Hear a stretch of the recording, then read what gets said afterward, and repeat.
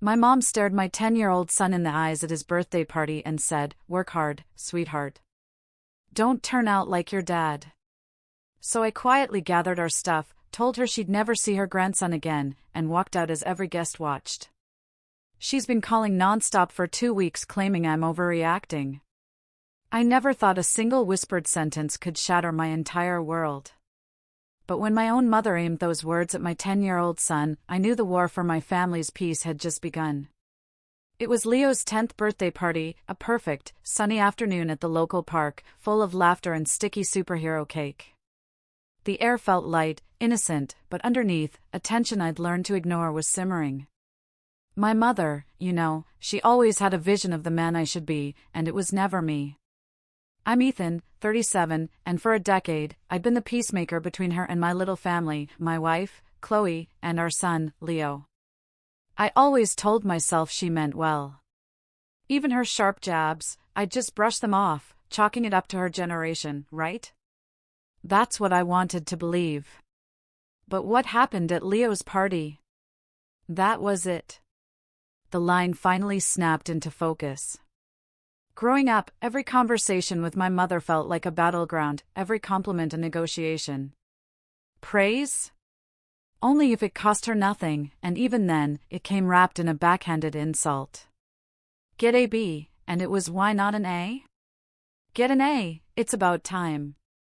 My dad passed when I was in high school, a sudden heart attack. After that, her control doubled down. I was the good son. I followed the rules, stayed close, even moved back in after college to help. But as I got older, I saw how much of my life I'd let her dictate. She never approved of Chloe. Called her pushy just because she had a voice. She once told me, dead serious, that marrying Chloe was the second worst decision I'd ever made. The first? Not going to law school. Me? I'm in construction. I run a small contracting business that's put a roof over our heads for years. But for her, it just wasn't enough. After Leo was born, we kept her at arm's length. Not completely, I still felt this deep, gnawing guilt she'd hardwired into me. I didn't want to deprive my son of a grandmother, but we never left him alone with her. Every visit ended with some subtle, lingering comment. He's a picky eater, just like his father was. Always gave me trouble. Or, let's hope he gets Chloe's smarts, not your stubbornness. I'd brush it off. Chloe didn't. I saw her pulling back, tensing up before dinners, quiet on the ride home. One night, she just asked me, "Why do you keep letting her treat you like this?" I had no good answer. A part of me, I guess, just wanted my mom to finally, truly, be proud of me. So, Leo's party was at the park this year. He loves that playground, especially the big wooden pirate ship. We had balloons, pizza, a superhero tablecloth. Chloe went all out on a 3-tier marble cake. It was a good day, warm and sunny, full of laughter and sticky fingers. For once, I thought we'd actually pulled off a peaceful family gathering. Then my mother showed up, late, of course. Big sun hat, like a red carpet entrance. She kissed Leo, handed him a gift card in an envelope, no card, just an envelope, and gave Chloe one of her infamous once-overs. Then she turned to me, smiled, and said, "Well, it looks like you didn't mess this up too badly." I laughed it off. Leo didn't even notice, he was already on the slide. Things were fine for an hour or so. Kids playing, adults chatting. Chloe and I were tag-teaming cleanup. And then, just as Leo sat down to open presents, it happened. She leaned in, cupped her hand gently on his shoulder, like she was about to whisper something sweet. But she said it loud enough for me, and several others, to hear, "Study hard, sweetie. Don't end up like your father." Just like that. No hesitation, no wink, no laugh. Dead serious. I froze. My hands went numb. Leo looked confused, he furrowed his brows and glanced up at me, clearly not understanding. Chloe dropped the paper plate she was carrying. My cousin, Noah, standing nearby, gave an awkward cough and looked away. For a split second, I wondered if I misheard, but I knew I didn't. My mom just stood there, patting Leo's back, as if she'd imparted some profound wisdom, as if she hadn't just taken a shot at me, in front of my 10-year-old son. I didn't shout. I didn't make a scene. I just walked over, calmly, took Leo's hand, and said, "Hey, buddy. We're heading out." He was confused but didn't resist. Chloe was already packing the gifts. I turned to the guests. "Thanks for coming, everyone. We're cutting the party short." My mom blinked, surprised. "Wait, what? What's going on?" I looked her dead in the eyes. "You're not going to talk to my son like that. And you're not going to see him again. Not if this is the kind of poison you bring into his life." She actually laughed. "Oh, don't be so sensitive. It was just a joke, Ethan, come on." But I was already walking away. And that was the last time she saw her grandson. At least for then. 2 weeks passed. She called every day, sometimes twice. Voicemails, some apologetic, most offensive. "You're overreacting." I was kidding. "You're depriving Leo of a grandmother over one comment." But it wasn't just one. It never is. It's a pattern, a slow, constant drip of contempt disguised as concern. And I was done. I didn't pick up a single call. Then she escalated. She reached out to Aunt Brenda, to Noah, even tried to message Chloe directly. I had this sinking feeling this wasn't over. People like my mother don't take no for an answer, not because they can't, but because they believe they're entitled to yes. When you set a boundary they didn't approve of, they don't self-reflect. They retaliate. The calls and texts kept coming. Long, theatrical voicemails. "Ethan, I'm your mother. You don't just cut me off like a stranger. I raised you." Then came the guilt trips, laced with religious tones she never cared for when I was growing up. "God commands forgiveness. Honor thy parents." It was like she had a script. But I stayed silent. Chloe, though, was not. About a week later, she answered one of the calls. I heard her voice in the living room. Not shouting, but firm. Steel behind velvet. "No, you don't get to decide when you've crossed the line," she said. "You humiliated my husband in front of our son. That's not a misunderstanding. That's cruelty. You don't get access to Leo unless you learn to respect the people raising him." I stood in the hallway, holding Leo's laundry, listening. Chloe didn't raise her voice once, but there was a power in her words I hadn't fully appreciated. She'd spent years absorbing the slights, the digs, the tension. Now she was done carrying the weight of my loyalty to a woman who'd never given either of us a sliver of hers. When she hung up, I just set the laundry down, walked over, and hugged her.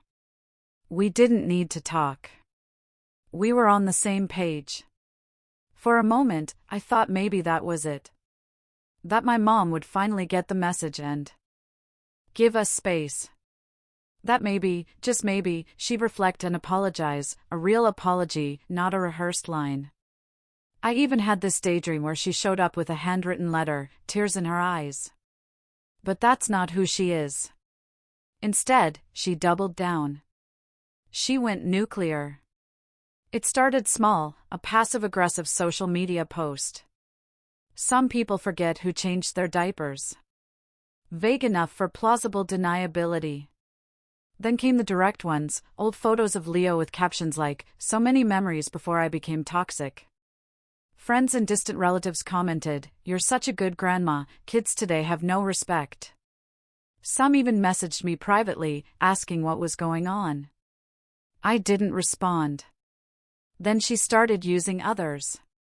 Aunt Brenda called one night, exasperated. "Ethan, please just talk to your mother," she sighed. "She's been calling everyone. She's heartbroken. She's not heartbroken, I said flatly. She's cornered. That's different. Brenda was silent. She made a mistake. A comment. You're going to keep Leo away over a joke? It wasn't a joke, I told her.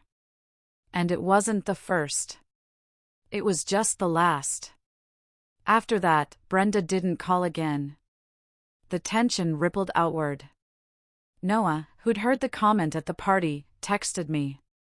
For what it's worth, I heard what she said. You weren't wrong to leave. That meant more than I expected. But then came the real betrayal. It was a Saturday, one of those slow, rainy weekends. Leo was building Legos. Chloe and I were sorting bills. The doorbell rang. We both froze. Not many people showed up unannounced anymore. Chloe peeked, shot me a look that said, "You're not going to like this." It was my mother, soaked to the bone, holding a gift bag, wearing that practiced look of concerned sadness. I'll handle it, I said, stepping out, closing the door. The rain was cold, relentless. She looked smaller, but I didn't let it sway me. You need to leave, I said quietly. Ethan, please, she said, voice trembling. I just want to see him. I brought him something. Just a little game he likes. He doesn't need gifts, I told her. He needs peace. And he has that now. She took a step closer. I'm sorry. Okay. I'm sorry if it came out wrong. I didn't mean it.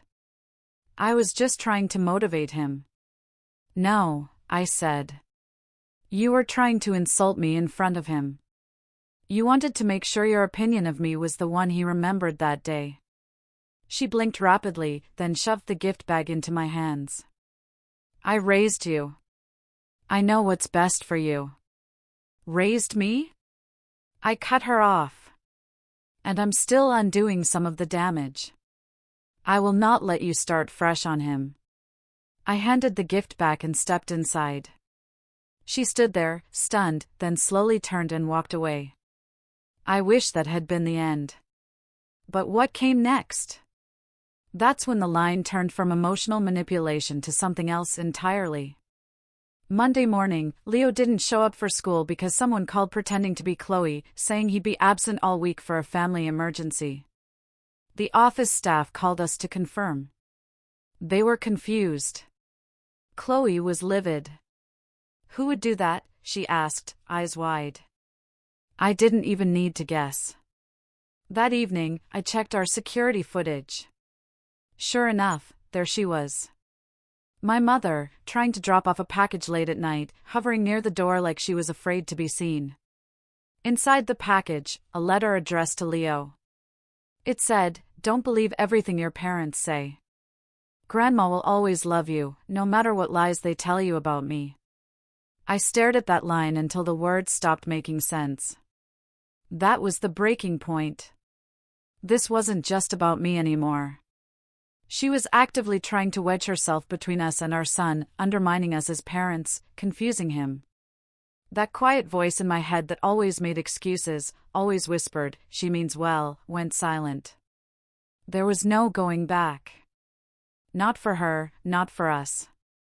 What she didn't know, what she never anticipated, was that I'd been preparing for this moment longer than she realized. If she thought I was the same obedient son she used to scold into silence, she was about to learn just how much I had changed. The day we read that letter, something shifted in our home. Chloe stood at the kitchen sink, gripping the paper like it had personally insulted her. And, in a way, it had. Her hands trembled, not with fear, but with that quiet rage only a mother protecting her child can carry. I sat at the dining table, the words "don't believe everything your parents say" seared into my brain. It was a deliberate dagger. I felt physically sick, not just from the words, but from what they meant. She'd crossed a line I never thought she'd dare. I had spent my life telling myself she was just difficult, just old-fashioned. The truth was uglier. My mother was manipulative, calculated, and now she was targeting my son. We need to draw a hard boundary, Chloe said.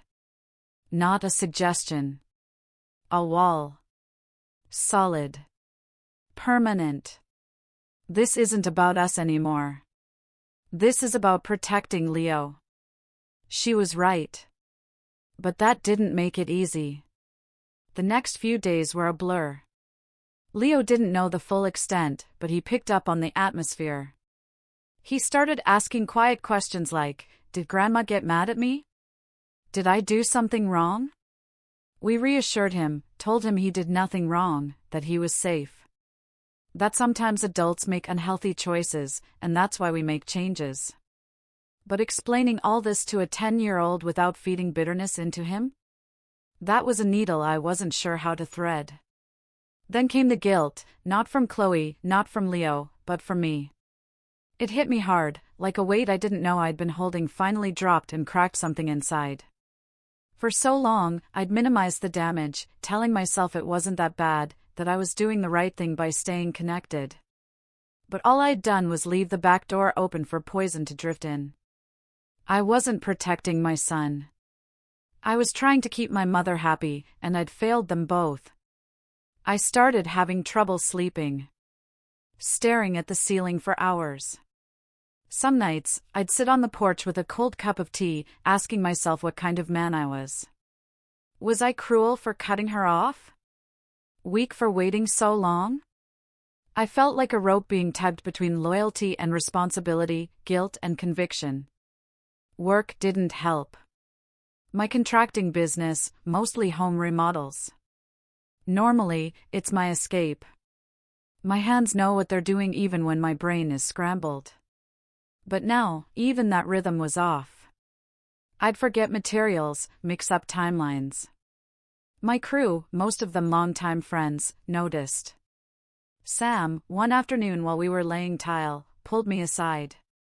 "Hey, man. Whatever's eating you, it's showing. You okay?" I almost lied, almost said I was just tired. Instead, I told him, not everything, but enough. He didn't say much, just nodded, let me talk.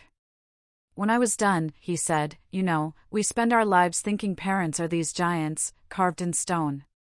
But sometimes they're just people. People who mess up.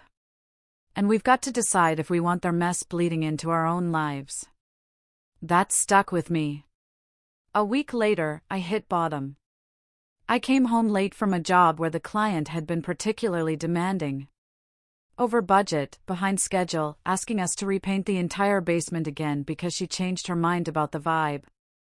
I walked in to find Leo crying on the stairs, clutching a crumpled drawing he'd made for school. One of his classmates had brought up grandparents who visited, sent gifts, came to events. Leo had said, "My grandma doesn't see me anymore." And another kid said, "Maybe you were bad." Kids can be cruel without knowing it. But it shattered him. When I knelt to hug him, I felt an overwhelming wave of shame. No matter how justified my choices, the fallout had landed on him. That night, after he went to sleep, I broke down in front of Chloe. Full on sobbing, my whole body shaking. I said the words I didn't want to admit, "I feel like I'm ruining him." She sat beside me, held my hand, and said something that still echoes in my bones, "You're saving him." That was the turning point. I woke up the next day with a clarity I hadn't felt in years. Not peace, not yet, but a sense of direction. I started small. Took a few days off work. Planned an entire weekend around Leo. No distractions. Just father-son time. We built a birdhouse, went to the arcade, made a mess baking cookies, stayed up watching Spider-Man until he fell asleep. In those moments, something started to heal. Not just in him, but in me. After that, I made a decision. If I was truly going to protect him and build the life I wanted without my mother's shadow, I had to stop waiting for her to change. Stop hoping for closure. I had to create it myself. I started therapy. It felt like admitting defeat at first, but it quickly became one of the best decisions I've ever made. Talking to someone who didn't know my mother, who wasn't emotionally tangled in the web, who could name the patterns for what they were: manipulation, enmeshment, emotional gaslighting. It gave me language. And with language came power. I started untangling years of guilt and self-blame, recognizing the ways I'd bent over backward to earn love that should have been unconditional. And most importantly, I started seeing myself not as a failed son, but as a good father. Chloe joined me for a few sessions, not because she needed help, but because we needed it. She told the therapist things I hadn't known she carried: how hard it was watching me let my mother needle me, how helpless she felt trying to protect both me and Leo. She cried once, not out of pain, but relief. Relief that I was finally drawing the line. Professionally, things shifted too. Sam, the guy from the job site, surprised me with a proposal. He wanted to invest in the business. Said he believed in what we were building, but more than that, he believed in me. With his support, we expanded, took on bigger jobs, hired an office manager so I could focus less on invoices and more on the work I loved. The business grew slowly, steadily. For the first time, I didn't feel like I was just surviving. We even signed a contract to renovate the town's old community center, a legacy project, they called it. I was proud, not just for me, but for the version of Leo who'd one day walk past that building and say, "My dad worked on that." At home, things stabilized. Leo bounced back. Kids are resilient. He still asked about grandma sometimes, but the questions got softer, less confused. We answered honestly, age-appropriately. Told him some people hurt others without meaning to, and it's okay to take space from people who don't treat us with kindness. He nodded like he understood more than we gave him credit for. But even as our life rebuilt, I knew it wasn't over. My mother hadn't let go. And while I'd found clarity, healing, and a newfound strength, I could feel something coming. A final push. A desperate act. And I was right. In the weeks after that letter, something inside me hardened. Not in a bitter way. I wasn't spiraling into hate. But with a kind of focused resolve I'd never felt before. I had protected my son. I had stood firm beside my wife. And now I was rebuilding, slowly but intentionally. That gave me something my mother never anticipated: leverage. While she thought she'd worn me down, she'd really given me clarity. I didn't know what she'd do next, but I knew something was coming. Her silence wasn't silence. It was plotting. My mother wasn't the type to retreat. She was the type to reload. So I started paying attention. The first clue came from Aunt Brenda again. She'd been quiet for weeks, but then a text from her arrived one Sunday afternoon. Just a screenshot. My mother had posted a long public status on social media, dripping info concern, saying some children are so ungrateful they keep their own child from knowing the warmth of a grandmother's love, and how it breaks her heart that lies and bitterness can destroy a family. It had hundreds of likes, dozens of comments. People I barely remembered from childhood chiming in: "So sorry you're going through this, kids these days have no respect." A few names I recognized from Chloe's side of the family, too. Church people, old coworkers, distant cousins. Some had even shared it. I stared at that post for a long time, not surprised, but because it confirmed my suspicion. She was laying the groundwork. Painting herself as the victim, not to me, but to everyone else. And once she had enough sympathy, she'd act. Chloe saw it too. She looked at me and said, "She's getting desperate." I nodded. Which means she's going to get sloppy. So, I started documenting everything. Every text, every voicemail, every social media post, screenshot by screenshot. Every email. Yes, she started emailing Leo's school, pretending to be me again, trying to confirm appointments and access. I printed it all. I created a file on my computer and a backup folder on an external drive. Chloe, smarter than me in this department, created a secure cloud folder, adding timestamps, file names, even metadata. She said, if this turns into something bigger, we need to have every step in writing. And then I called a lawyer. Not to sue her, not yet, but to ask questions. To understand our rights as parents, to figure out what protections existed legally, to make sure she couldn't show up at school or attempt contact through third parties. The lawyer, a woman named Dana, listened carefully. She didn't judge. In fact, she seemed oddly unsurprised. When I finished, she said, "You're not the first client to deal with a parent like this." That stung a bit. She told me that while grandparent rights exist in some states, they don't override parental rights without a custody claim or proof of abandonment. Neither applied here. She's trying to guilt you into submission, Dana said. Don't let the narrative become hers. I left that office with two things: a notarized letter revoking consent for my mother to pick up Leo from school under any circumstance, and a list of steps we could take if she escalated further, including a cease and desist or even a restraining order. It felt strange, preparing legal defenses against my own mother. But when someone's behavior endangers your child's peace of mind, biology becomes irrelevant. And now that I was armed with facts, support, and documentation, I no longer felt trapped. I felt in control. The second part of my plan came from somewhere less expected, Noah. He reached out again. We met for coffee. He seemed uncomfortable at first, then leaned in. Listen, she's been calling around asking questions about you. Saying things like, do you know if Ethan's struggling financially, or has he said anything about Chloe leaving him? He paused, gave me a look. She's trying to stir up a story. I think she's hoping if she tells enough people you're falling apart, someone will believe it. I didn't even blink. Thanks for the heads up. She asked me to dinner, he added. Wanted to talk about how the family dynamic is changing. I said I was busy. That meant more than he knew. Noah had always been neutral. For him to take a side, that said something. And then came the opportunity. Chloe's friend, Jessica, worked at a nonprofit that hosted a yearly gala. Community awards, spotlighting local businesses that gave back. Jessica told us they were nominating my construction company for a feature. You've done work for free on 3 homes this year for families in need, she said. Don't act like that's not a big deal. At first, I was reluctant. I'm not the speech-giving type. But Chloe nudged me. Let people see you, she said. Let her see you thrive.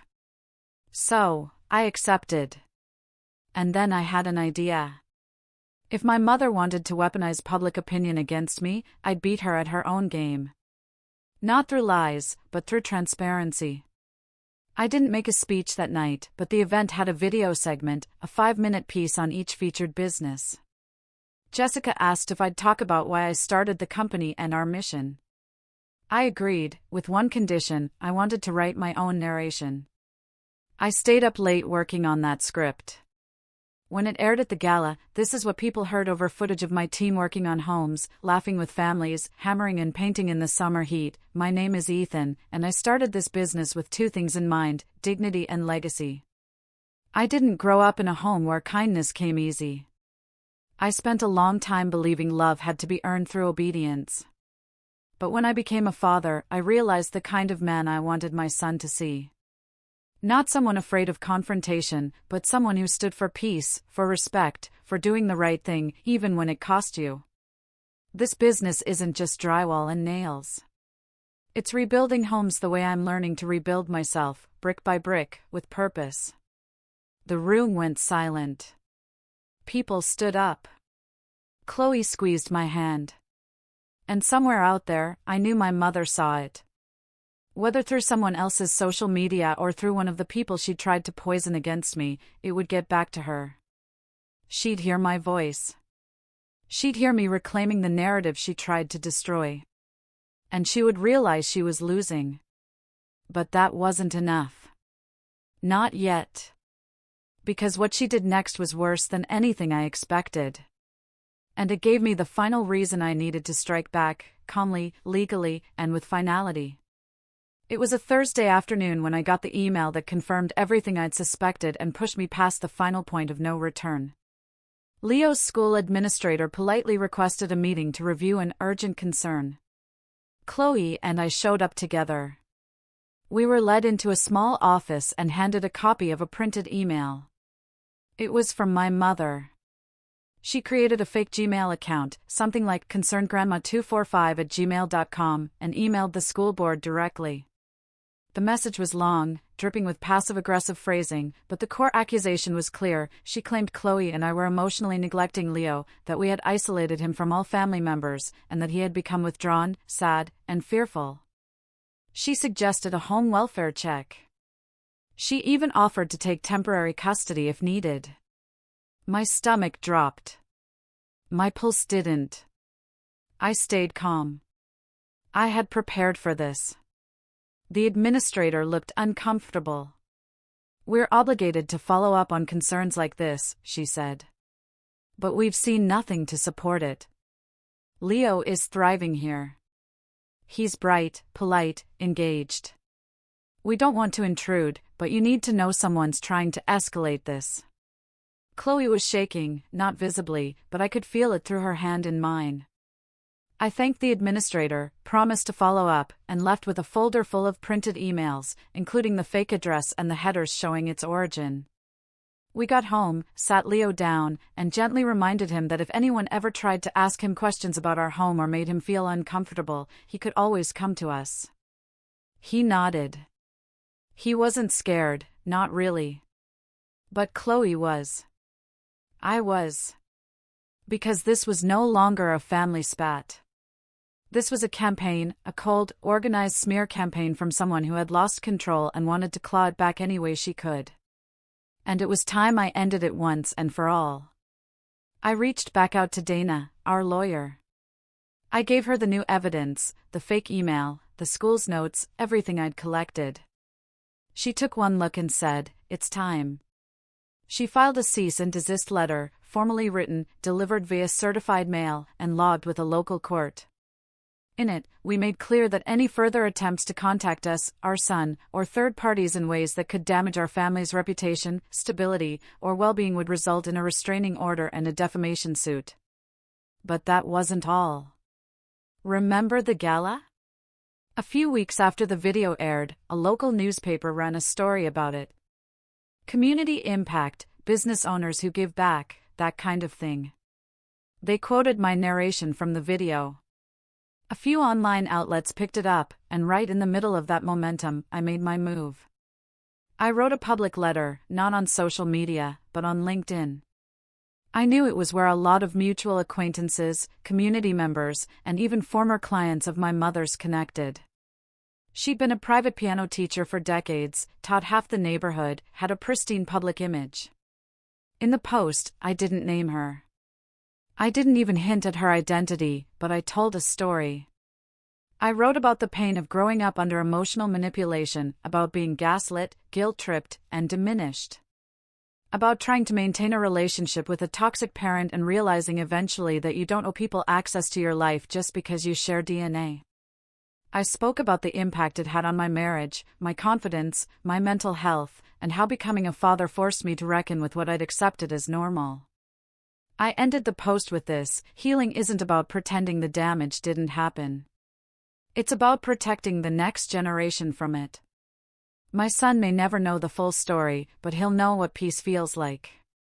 He'll know love without strings. And one day when he's grown, he'll look back at the choices I made and see a man who broke the cycle. The post went viral. Not in a trendy, fleeting way, but in a quietly devastating way. Comments flooded in from old friends, former students, neighbors who had stories of their own. Even people I didn't know, sharing how they too had cut off family for their own peace. Chloe cried reading the comments. I did too. But the final blow came 2 days later. I got a call from one of her oldest friends, a retired music teacher named Beverly. "I just thought you should know," she said, voice low. Your mother's been calling people trying to defend herself. She's saying your post was about her, that she's being slandered. I paused. Did she deny writing the email to the school? Beverly laughed bitterly. She denied everything, but no one believes her. She's panicking. She never thought you'd speak. I thanked her, hung up, then closed my eyes. That was it. She had always relied on silence. Shame. The fact that I wouldn't speak up, that I wouldn't fight back because it would be disrespectful or too dramatic. But I had found my voice. And more importantly, people were listening. She tried once more. Just one more attempt. A letter in the mail, handwritten, no return address, but unmistakably hers. It wasn't even an apology. It was a guilt bomb, full of phrases like, I never thought my own son would humiliate me, and, after all I sacrificed for you. At the bottom, a line in shaky cursive, I suppose this is goodbye. She was right. I didn't respond. I filed the letter with the others and sent one final update to Dana. Then I moved on. Leo is thriving. He just started 5th grade. Built a treehouse with me over the summer, he calls it Fort Peace. Chloe's business, an online shop for custom home decor, has exploded since the gala exposure. And me? I wake up every morning without that familiar weight in my chest. We still talk about her sometimes, but less and less. Leo asks fewer questions. I don't know if he fully remembers what she did. I hope he doesn't. I hope his memories fade into fuzziness, replaced by ones of safety and warmth. But me? I'll remember. Not out of bitterness, but out of pride. Because I did the hardest thing a son can do. I stood between my child and the pain I'd known. And I didn't flinch. That is my legacy. And that is how the cycle ends. I didn't protect her reputation. I protected my son's childhood. What would you have done if your parent had crossed that line?